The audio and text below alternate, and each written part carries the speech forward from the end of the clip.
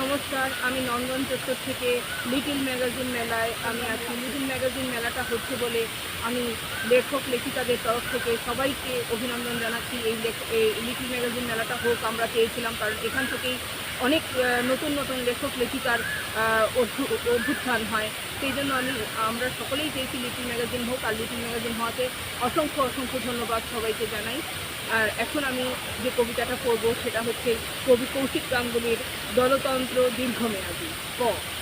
দলতন্ত্র দীর্ঘমেয়াদী, জীবনে খালি রং বদলায়, প্রতিবাদ এখন আমবাতের মতন চুলকায়, ক্ষমতায় যেই থাকে সেই রাবণ হয়ে যায়, উন্নয়ন ঢপে হোঁচট খায়, যাত্রা দলের বিবেক মাস্টার গাঁজা মদ না খায়, দাঙ্গা বা রেপের নয়, অরাজকতা মাতৃভূমি না, শুধু গণতন্ত্রের আর কথা বলার স্বাধীনতা চাই।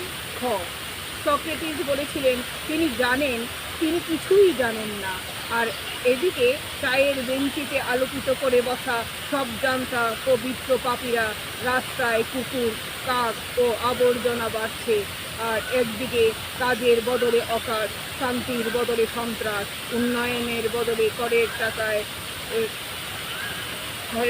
খয়রাতি বাড়ছে। তো এখান থেকেই প্রতিবাদ শুরু হয়।